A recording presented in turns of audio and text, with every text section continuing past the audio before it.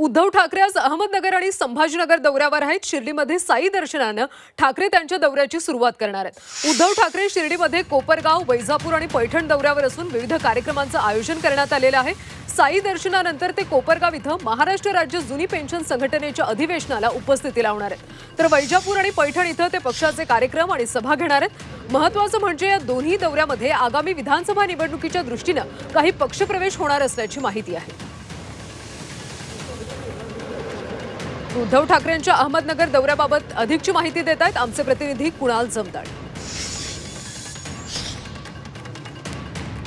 शिवसेना पक्षप्रमुख उद्धव ठाकरे आज शिर्डीसह संभाजीनगर दौऱ्यावर आहेत आणि ते साईबाबांचं दर्शन घेऊन दौऱ्याची सुरुवात करणार आहेत। उद्धव ठाकरेंचा एक दिवसीय दौरा असणार आहे। अहमदनगर जिल्ह्यातील शिर्डी, कोपरगाव आणि संभाजीनगर येथील वैजापूर आणि पैठण या ठिकाणी त्यांचा दौरा असणार आहे। साई दर्शनानंतर ते कोपरगावातील जे महाराष्ट्र राज्य पेन्शन संघटनेचे अधिवेशन आहे त्या अधिवेशनात हजेरी लावणार आहेत आणि त्या ठिकाणी जे पेन्शनर्स आहेत त्यांच्याशी चर्चा करणार आहे। शिर्डीत देखील पदाधिकाऱ्यांसोबत त्यांची बैठक पार पडणार आहे। असं त्यांचा एक दिवसीय दौरा असणार आहे। एक दिवसीय दौऱ्याचं आयोजन जे आहे ते उद्धव ठाकरेंनी केले व ठिकठिकाणी त्यांच्या स्वागताचे देखील फलक लावण्यात आले आहे। उद्धव ठाकरेंचं जंगी स्वागत हे शिर्डीमध्ये होणार आहे आणि काही वेळातच उद्धव ठाकरे शिर्डीतून आजच्या एक दिवसीय दौऱ्याला सुरुवात करणार आहेत। राजकीय नेमका कुणावर निशाणा उद्धव ठाकरे साधणार हे पाहणं आज दिवसभरात महत्त्वाचं ठरणार आहे।